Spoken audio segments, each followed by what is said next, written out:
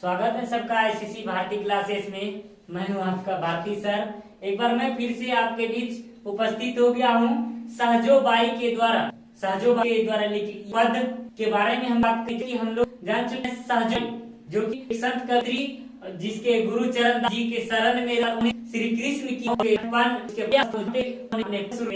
किया है।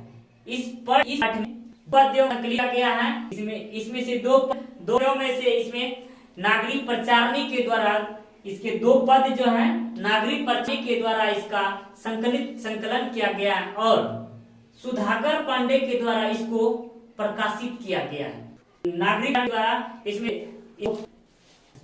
प्रकाशित किया गया और सुधाकर पांडे को प्रकाशित किया गया। तो जैसे कि मेरा इस पद में इसमें से बाई के इसमें श्री कृष्ण के बाल्या अवस्था के बारे में वर्णन है।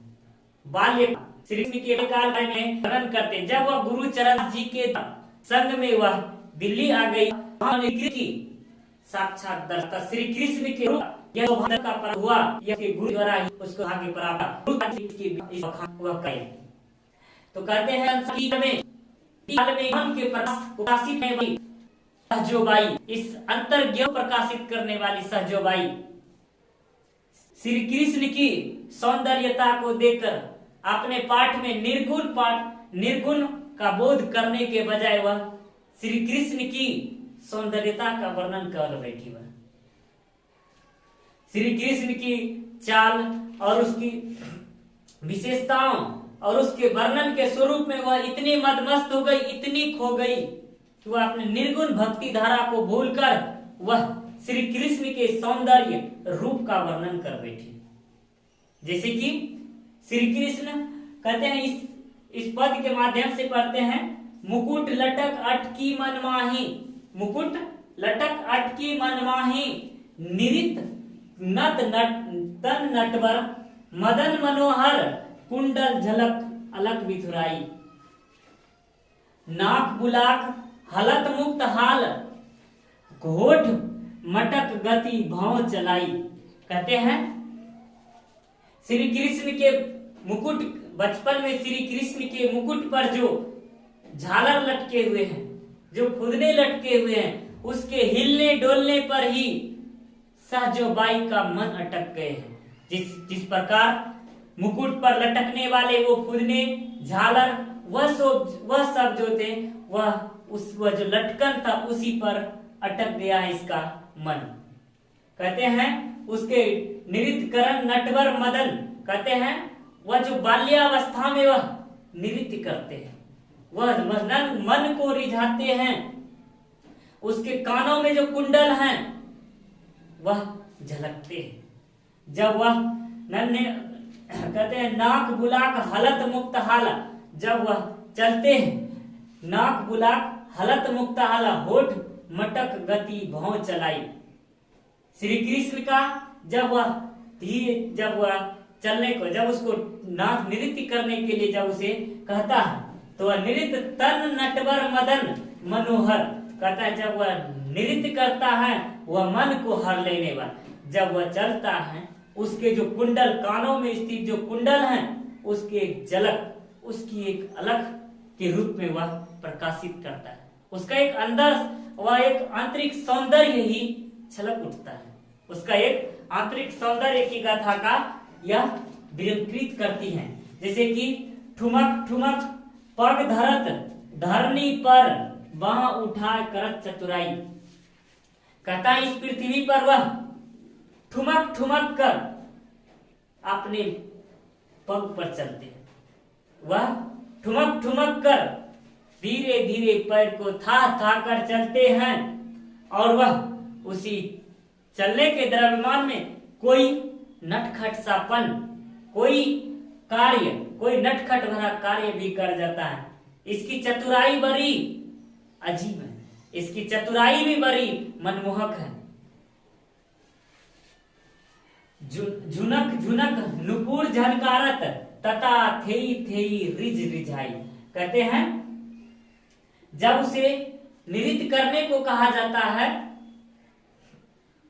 तो सबसे पहले वह अपने नखरेपन, वह अपने रिझान, वह नखरेपन, बहुत तरह का वह मनवाने का वह अनेक प्रयास करता है और वह करता है। जब वह उसमें रंग हो जाते हैं, वह सबको अपने अंदर रिझा लेते हैं। सहजोबाई चरणदास के सहज कहता है, सहजोबाई जो है चरणदास सहजो ही अंतर भवनंकारी जीत रहो सदाई। कहते हैं सहजोबाई अपने गुरु चरणदास की शरण में रहते हुए, सहजोबाई अपने गुरु चरणदास के शरण में रहते हुए यह सब दृश्य को देखने का सौभाग्य प्राप्त होता है। अगर सहजोबाई गुरु चरणदास जी के शरण में ना होती तो यह सौभाग्य पर भी प्राप्त नहीं होता। श्री कृष्ण का यह स्वरूप कहता है, श्री कृष्ण के इस हृदय स्वरूप को वह इस स्वरूप को ही अपने हृदय को भवन बनाकर उसमें समा लेना चाहती हैं। वह श्री कृष्ण को वह कहती हैं, वह अपने मन में कहती है, श्री कृष्ण को वह इस हृदय स्वरूप में हमेशा वह उसे अपने हृदय में बस लेने के लिए कहता है, अपने हृदय में उसे बसा लेना चाहते हैं, उसे अपने अंदर अपने स्वरूप में हृदय में उसे रखना चाहती है। कहते हैं उसके मनोहर स्वरूप को, उसके हृदय विदारक स्वरूप को, मन को मोह लेने वाले स्वरूप को हमेशा हृदय में बसा लेना चाहते हैं। इस पद में सहजोबाई के द्वारा, इस पद में सहजोबाई के अंदर में, उसके हृदय में जो भी सगुण और निर्गुण दोनों उसमें जो विशेषताएं थी, उस जो अंतर्गाथाएं थी, अंतर्व्यथाएं थी, वह सब प्रकट हो जाती हैं। उसके मन में उठ रहे, उसके मन में हो रही उथल पुथल और उसके व्यथाओं, उसके विचारों को इस पद के माध्यम से संपूर्ण रूप से प्रदर्शित किया जाता है। यह उसकी निर्गुण भक्ति की उच्छलित प्रदर्शित है, अर्थात यह उसके निर्गुण भाव, सगुण भाव, यह जो विशेष यह निर्गुण भाव के स्वरूप में वह यह इस पद के माध्यम से प्रदर्शित करती हैं। वह श्री कृष्ण के मुकुट पर लगे हुए झालर फूदने और कानों की कुंडल और नाकों पर जो जड़ित बुलाकी हैं, उसके हिलने डोलने और उसके नृत्य था करके उसके चलने का, नृत्य करने पर जो उसके पैरों की घुंघरू हैं, उन सभी चीजों से वह रिझ जाती हैं। और इसके स्वरूप में वह हमेशा अपने हृदय स्वरूप में वह श्री कृष्ण को अपने हृदय स्वरूप गुफाओं में अर्थात अपने भवनों में वह बंद कर लेना चाहते हैं, वह उसे कभी भी नहीं छोड़ना चाहते हैं। इसके बाद हम लोग, ये प्रथम पद था, अब हम लोग इसके दूसरे पद के बारे में जानते हैं कि दूसरे पद क्या कहते हैं, उसके बारे में हम लोग जान लेते हैं।